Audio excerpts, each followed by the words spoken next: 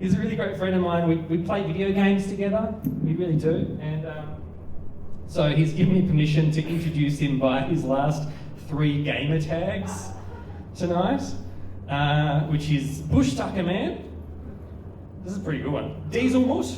That's a very good one. And Tasteful Letdown. Please go nuts, welcome to the stage, Mick Davies!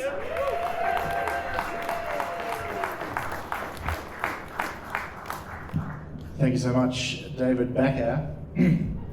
Or should I call him by his tag, Slizzlord? Nah, just made that up, he's a good fella. Can swing that pan though, by God. Andrew, I loved your answer when he said, what do you do? And you were like, her. Yeah, it's good to be here. I always think about home invasions a little bit, when the weather's quite bad. It's a bit spooky outside, a bit rainy, very dark. You might hear like a branch thumping against the window. Very scary. Very scary. Just a bunch of fucking hard asses in here. They're just like, toughen up, Tasteful Letdown. You're not the Bush Tucker Man, I know. But I've got good news for you. That if you're worried about a home invasion on a spooky, dark, rainy night, statistically you're less likely to suffer a home invasion in bad weather. So that's positive. But doesn't it make you a little bit angry at those robbers for having a bad work ethic? I go to fucking work, rain, hail or shine. I just like to picture, there's a few guys getting ready to be like, bloody hell, mate, can't wait to do some robbing. I'm going to get that fucking David Backer prick, he hit me with a pan. I'm going to go fleece him. And then the one bloke's like looking at his app and he's like, geez, I don't know, mate. 60% chance of precipitation. They're like, fucking down tools, yuck. Don't want to get wet. Ugh. Go to work. They'll just go home and do some internet fraud instead. Yes, it's very good to be here. Dan Connell, who's the headliner tonight, is a good friend of mine. Let's hear it for Dan Connell. Anyone here? Yeah. Very good bloke. While I was living in Melbourne, he was very good to me. I don't know if you know many comedians, but most of them are pretty fucked in the head. And Dan was the least fucked in the head. And he was very good to me. And he comes down to visit. And he had a really good thing going because, he gets along very well with my parents, and my parents have a flat in the backyard. And Dan would, of course, always come down. He'd stay in the flat, had a real good thing going, come down to Tassie, make a bit of scratch. It was great. But silly old bloody Tasteful Letdown over here. Had to have a divorce, didn't he? And now I live in that flat. Our relationship has not been the same since. Like, when I was at my house, he used to text me and say, like, you coming round to Mum and Dad's? And I was like, fuck you, Connell. You're not getting the will, you prick. But so I live out there now. Has anyone had to sort of move back in with their parents? Anyone had to do that? Fucking liars, all of you. What about any parents that have had their kids move back in with them? Yeah, they're usually the noisy ones, like, yeah, fucking son. But I'm living the dream for the most part. But Mum and Dad, they're in a bit of a phase. They're a bit weird. They just reckon they bloody know everything, don't they? Oh dear, Mum's always going out at all times of the day. She's like, I'm going out to see my girls.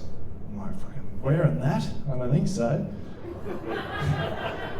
You put some nice khaki pants on and a Kathmandu jacket like the rest, all right? And I want you back by 2 p.m, no mistakes. With my dad, I'm having a lot of trouble with him. He gets very disorderly. He, I could say something pretty reasonable to him, like I'll just say, Dad, go clean my room. And, he gets all shirty about it. He's like, no. He runs into his room, slams the door, turns up Andre Rieu real loud. He's like, you're not the boss of me. And I'm on the other side of the door, just sliding enduring power of attorney papers underneath saying, not yet, but I fucking will be.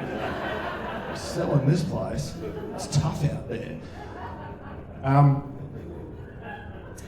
this is how much my dad loves me. He's heard me do that bit before, and he says, like, I used to say power of attorney papers, and he goes like, no, you've got to make sure it's enduring power of attorney. That way I'm really fucked. That's how much my dad loves me. He's giving me tips. He'll be in a home. He's here tonight actually, so it's it's good to. I just like to assert my dominance like that. But I'm Dad's getting on in years. Anyone else have parents that are sort of getting on? You tend to worry about them, right or wrong. You know how some people when they're older they're just like clinging to life just to make sure they walk their daughter down the aisle, they see their grandchild or something like that. And I noticed that Dad's seeing a lot of benchmarks coming up. The Carlton Football Club is winning fucking games, so he's pretty pumped about that. Scott Morrison's no longer in Kirribilli House. He's pretty pumped about that. So that's two things. And so I'm just worried that he's getting everything he wanted. He's going to snuff it. But I know that if Mum all of a sudden just has massive tits, I'll be like, he's found a genie. He's not going to die. He's found a lamp. It's all right. I suffer for my art because my mum is here and she just heard me talk about her tits and that. It's going to be a long ride back home. They still give me lifts. So, got a divorce. Yahoo! That's not going anywhere. But I have a little girl, have a daughter, and she's getting older, and her level of comprehension is getting better and better. And I try to, like Andrew, I try to point at books and teach her things, and I say, look at the fish, and she's getting that age where she can actually distinguish between a fish, and she goes like, that's a dolphin. I'm like, oh fuck, all right. What about that fishy? She goes, that's a whale. It's a different species. Do you even go to school, you big dumb cunt? Face the wall. I'm going to have a chat to Mum about this. This is fucked. But she's getting older, and so her level of comprehension about the world around her is, going along in leaps and bounds. And one day I took her to the pool, and I knew that her brain was really getting big when we had to get changed. And so we're in the family change room. I get her in her little bathing suit, and there's time for Dad to get into his bathing suit. And I sort of disrobe. Anyone that's got a kid knows that there's no privacy. They follow you into the toilet and all this kind of stuff. But I could tell that she was getting a bit older when she looked at me like she'd seen a fucking car accident. And she's kind of like, fucking hell. Whoa. Jesus. How long have you had that? That's fucking disgusting. And I was feeling weird about it, and I started to turn. And then, no shit, she's actually like tapping me on the thigh, being like, no, fucking give us a look at that. Fuck me, Dad. Jesus, that is awful. And look at her face, and I'm like, oh God. She was looking at me like, Jesus, that looks like a bag of offal and mincemeat just thrown against a hairy wall. That's fucking disgusting. That was too far, wasn't it? We're all on a watch list now. Just to lighten the mood a bit. Who's circumcised here? Who's a big fan of circumcision? Who likes that? Any big fans? And he'd be like, bloody hell, yeah, I'd get it again if I could. I do this thing where I apply this old comedy principle to things where I think like, if that wasn't just part of our culture, and let's imagine a time. Come on this adventure with me. Let's imagine a time when everyone has a sleeping bag, not a helmet. Okay, so keep up. It's like a circumcision thing. A sleeping bag is an uncircumcised penis. It's like an anteater, and a helmet, not so much. So in this theoretical world, circumcision hasn't been invented yet. So it's 2022. Everyone's dick is intact.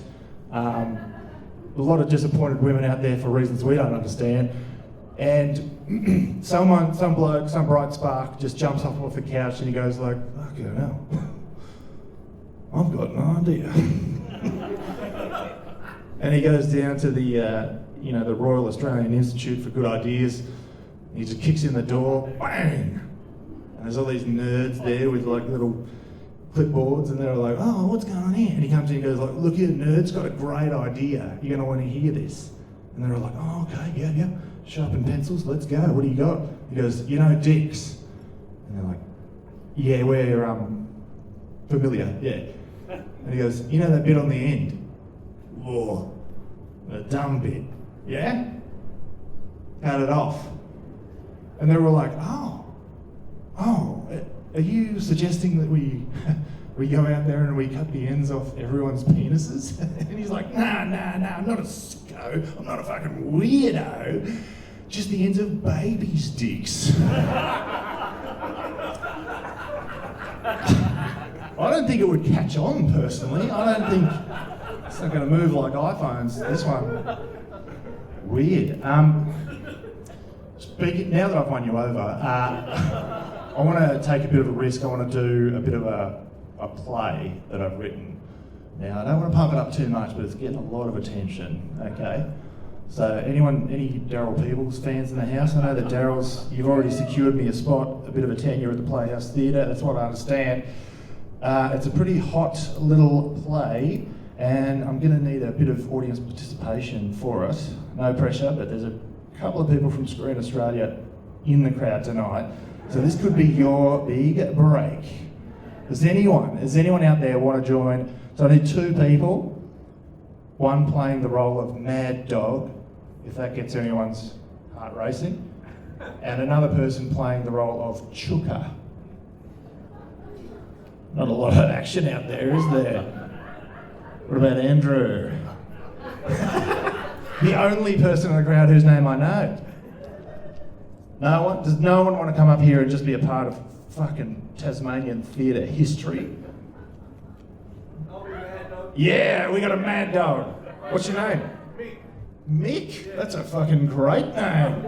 Big round of applause for Mick. Come on. You get up here, Mick. I've got a script for you. Okay, there's only a couple of lines. It's not really that hard. Do we have anyone else? Who wants to play the role of Chooker? Emma could be Chooker. Daryl bloody Peebles. That's who's going to do it. Legendary. Okay.